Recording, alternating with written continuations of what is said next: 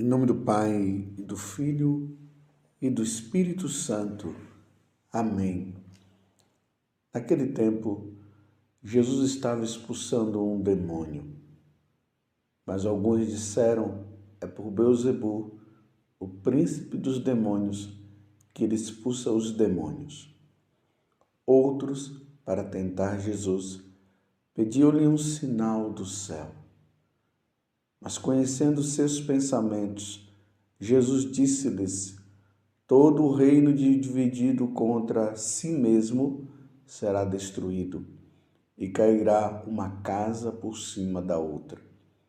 Ora, se até Satanás está dividido contra si mesmo, como poderá sobreviver o seu reino? Vós dizeis que é por Beelzebu que eu expulso os demônios. Se é por meio de Beelzebu que eu expulso demônios, vossos filhos os expulsam por meio de quem? Por isso, eles mesmos serão vossos juízes. Mas, se é pelo dedo de Deus que eu expulso os demônios, então chegou para vós o reino de Deus. Quando o homem forte e bem armado guarda a própria casa, seus bens estão seguros. Mas, quando chega um homem mais forte do que ele, vence-o, arranca-lhe a armadura na qual ele confiava e reparte o que roubou. Quem não está comigo, está contra mim. E quem não recolhe comigo, dispersa. Quando o espírito mau sai de um homem, fica vagando em lugares desertos à procura de repouso. Não o encontrando, ele diz: vou voltar para minha casa de onde saí. Quando ele chega, encontra a casa varrida e arrumada. Então ele vai e traz consigo outros 7 espíritos piores do que ele. E entrando, instalam-se aí. No fim, esse homem fica em condição pior do que antes. Palavra da salvação. Glória a vós, Senhor. Meus irmãos e minhas irmãs, estamos no Evangelho de São Lucas, capítulo 11, do versículo 15 até o versículo 26. Mais uma vez, Jesus vivendo esses conflitos com as autoridades religiosas do seu tempo e, ao mesmo tempo, com aquelas pessoas que não abriam o coração para nosso Senhor Jesus Cristo. Então, eles estavam sempre procurando alguma situação para prender Jesus, para matar Jesus, porque já era uma decisão que estava no coração deles. Agora Jesus estava expulsando um demônio. E aí eles, para contestar, eles vão dizer que Jesus estava expulsando por meio dos príncipes dos demônios. Jesus, vendo, penetrando no coração deles, nos pensamentos, como está dizendo aqui no Evangelho, Jesus disse: todo o reino dividido contra si mesmo será destruído, e cairá uma casa por cima da outra. Ora, se até Satanás está dividido contra si mesmo, como poderá sobreviver o seu reino? Vós dizeis que é por Beelzebu que eu expulso o demônio? Se é por meio de Beelzebu que eu expulso os demônios, vossos filhos os expulsam por meio de quem? E aí, Jesus dá continuidade a todo o evangelho que nós acabamos de ouvir. Mais uma vez, meus irmãos, Jesus vem comprovar a existência do demônio e dos demônios. Os demônios estão aí ao nosso redor, como vai dizer São Pedro, procurando qualquer oportunidade para poder nos pegar, porque a missão dele é nos pegar. A missão dele é roubar nós de Deus, destruir a nossa vida, porque uma vez que a pessoa ela não está com Deus, o demônio destrói, ele vai tomar conta da vida daquela pessoa e depois matar. E esse matar significa a perda da salvação da alma. É isso que ele quer. Mas vocês viram aqui que Jesus estava expulsando um demônio. Às vezes nós ficamos preocupados, né, e damos mais força e razão para as pessoas que estão possessas. Aí a gente fica ali, muitas pessoas ficam até com medo quando vê alguma situação assim de possessão. E claro, a igreja vem demonstrando já há muito tempo que casos de possessões são poucas, mas existem ações demoníacas que ele age na pessoa mesmo. Então, as pessoas se preocupam mais com essas situações. Mas eu quero dizer, meus irmãos, que o caso aí de possessão, de opressão e tantas outras situações, quando chega nesse ponto, é porque já chegou no auge, né, da entrega da pessoa a Satanás. Só que o demônio ele não quer, em si, ele não quer tomar posse daquela pessoa. Mas o que ele quer mesmo é que nós pequemos. A ação maior do demônio é quando ele nos leva a pecar, nos leva a ofender a Deus. Quando nos leva ao pecado mortal. É isso que ele quer. Ele quer levar as pessoas a ser submetida a ele. É ele que quer mandar na vida daquela pessoa. Enquanto quem deve mandar na nossa vida é Deus. Deus deve nos dizer o que nós devemos fazer, porque o que Deus quer é o nosso bem. O que Deus quer é a nossa salvação. O diabo quer a nossa perdição. Então Jesus aqui começa a falar justamente dessas situações, que o demônio ele sai da vida daquela pessoa. E vejam, existem duas formas do demônio sair. Ou melhor, existem duas formas do demônio estar ali agindo na vida das pessoas que eu acabei de dizer. Uma é quando ele toma posse totalmente. A outra é quando ele vai dominando as pessoas numa vida de pecado. A única forma do demônio sair é nós desejando, é nós dizendo que nós não queremos mais que ele haja na nossa vida. Então, quando nós damos essa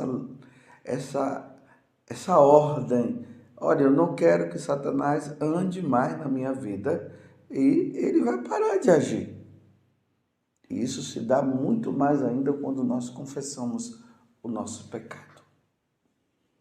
Reconhecemos diante de Deus o quanto que nós somos pecadores. E dizemos para Deus, Senhor, me perdoa por ter pecado. Senhor, me perdoa por ter lido esses livros de ocultismo. Então, cuidado com esses livros de ocultismo que fala de consagração a Satanás. Tome muito cuidado. Olha esses filmes aí. Quantos filmes? Aconselho vocês a não ficar assistindo aquele filme de Harry Potter.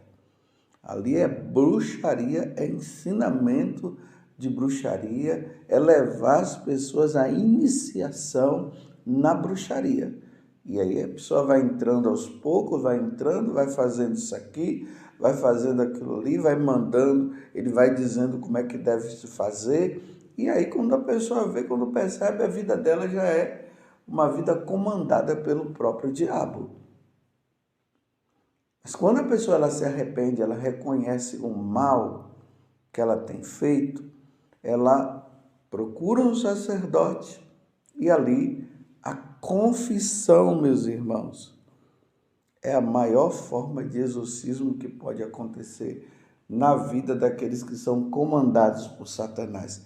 Porque na confissão já está incluída a própria renúncia. É interessante que tem pessoas que ficam lá, não, primeiro você vai confessar, depois você vai fazer a renúncia, ou se não, você primeiro faz a renúncia, depois você vai confessar. O ponto fundamental, meus irmãos, é a confissão. Na confissão há um desligamento total da ação do mal. Você vai lá e diz, olha, quero me pedir perdão por ter ofendido a Deus, por ter buscado esses tipos de ocultismo, por ter invocado os mortos. Quero pedir perdão a Deus por ter pedido que esses espíritos viessem na minha vida. E eu não quero mais, porque Jesus Cristo é o meu Senhor e meu Salvador. O sacerdote ouve, dá a absolvição, e depois da absolvição a pessoa está livre. Agora é levar uma vida com Deus, que é o final do evangelho de hoje. O demônio sai da vida da pessoa, mas depois a pessoa vai relaxando, ela não reza mais, ela não faz penitência, como está falando hoje no livro de Joel, falando justamente das situações existentes naquele tempo, que as pessoas já não levavam mais uma vida santa. Até os ministros de Deus está dizendo. Joel capítulo 1, do versículo 13 a 15, depois do 2, do versículo 1 até o 2, até o 2, né? Então aqui está dizendo, os ministros que não queriam saber, que levavam uma vida já desregrada, não fazia mais as oblações a Deus, não fazia mais as coisas e tal. Então vai dando oportunidade, o demônio volta de novo, que é o que está dizendo aqui. Nós, quando seguimos Jesus, temos que ser como Maria Madalena e como tantas outras pessoas. Jesus expulsou os 7 demônios dela e ela não deu mais oportunidade. Mas a pessoa, no decorrer do tempo, ela ali no começo fica naquela animação toda, aí começa a fazer adoração, começa a fazer jejum, começa a fazer penitência e vai aquela coisa toda. Aí com determinado tempo ela vai esfriando, e aqui é o importante. É esse esfriamento. Vejam só, eu não estou dizendo que você tem que estar, ou eu tenho que estar naquele fervor das emoções. Não é o fervor das emoções. É o fervor da fidelidade a Deus.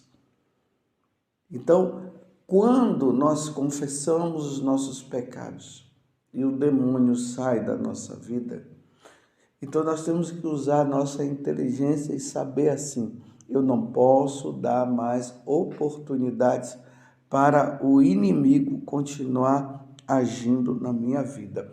Eu não darei mais oportunidade. Então a pessoa agora ela vai contar com a graça de Deus e ela vai perseverar. Perseverar na oração do terço, perseverar nas leituras espirituais, na meditação da Sagrada Escritura. Ela vai perseverar na confissão. Então, é bom que a pessoa ela coloque ali pelo menos uma vez por mês para se confessar. Na missa dominical, e se puder participar da missa semanal, participa também na vida semanal, não dá brecha nenhuma para nenhuma situação mais de pecado. Você está entendendo? Porque se a pessoa, depois que o demônio sai da vida dela, quer seja no exorcismo que foi feito porque ela estava possuída pelo demônio, ou porque ela levava uma vida de seguidores ou de seguidora de Satanás. Então, se ela começa a dar brecha depois que ela é liberta, e ela começa a dar brecha, o demônio vem, e aqui está dizendo, ele vem pior, ele olha e vê, olha, ela está com todas as possibilidades para eu entrar na vida dela de novo. Não está mais rezando, não está se confessando, não está fazendo leituras espirituais, não faz a caridade, deixa o orgulho entrar, a vaidade. Aí o demônio diz, a casa está pronta, eu vou voltar. E aqui está dizendo que ele chama outros demônios piores para tomar conta da vida daquela pessoa, e aí fica mais difícil. Como diz lá na carta aos Hebreus, depois de ter experimentado as coisas do céu, a pessoa abandona a Deus e o demônio vem, toma conta de novo, e aí é difícil a pessoa voltar à vida com Deus novamente. Me lembrei agora de um fato que aconteceu com um jovem. Eu já contei isso, mas é sempre bom relembrar. Diz que tinha um rapaz que levava uma vida muito santa. Ele era assim um grande pregador. Quando as pessoas ouviam as coisas que ele falava, as pessoas ficavam animadas, acontecia muitas conversões. Só que ele levou sempre uma vida santa. Ele não foi desse tipo de pessoas que entrou no mundão e depois se converteu. E as pessoas, elas têm uma mentalidade que o maior testemunho é daquela pessoa que vivia nas drogas, aquelas pessoas que viviam na prostituição, ou sabe lá o que, aonde que viviam. E aí elas mudam de vida, aí contam o testemunho, o pessoal fica todo animado. Nossa, que coisa maravilhosa. Não, meus irmãos, o maior testemunho é daquela pessoa que, estando nesse mundo do jeito que está, ela foi preservada, ela não entrou na onda do mundo, ela não entrou na prostituição, ela leva uma vida santa, é como a vida de Santa Teresinha, como uma vida de São Geraldo Magela, como a vida de São Domingos Sávio, que foram jovens, que foram pessoas que estavam aí no mundão e não foram contaminados pelo mundo. Esse é o maior testemunho. Imagine um jovem dizer assim, eu nunca fumei maconha. Eu sou virgem. Nunca experimentei essas coisas depravadas. Esse é o maior testemunho. Aí tem pessoas até que ficam com vergonha de contar isso. Elas acham que elas têm que contar coisas ruins e feias que aconteceu na vida dela. São Paulo mesmo diz que tem coisas que foram feitas que não é bom nem ficar falando. Mas enfim, esse jovem, ele achou que ele deveria dar um grande testemunho. Então ele começou a pensar, eu vou largar Deus por um tempo, entro no mundo das drogas, depois eu volto e aí o meu testemunho vai ser muito maior. Veja a hipocrisia, meu Deus. Veja o que é que esse jovem estava entrando. Então foi justamente o que ele fez. Abandonou o grupo de oração e começou a levar uma vida errada, começou a usar drogas e foi afundando a vida dele. Tá vendo? Prontinho, Satanás entrou, deu brecha, Satanás entrou. Aí sabe o que foi que aconteceu com ele? Não conseguiu voltar mais a uma vida santa. Estou entendendo o que é não tentarás o Senhor teu Deus?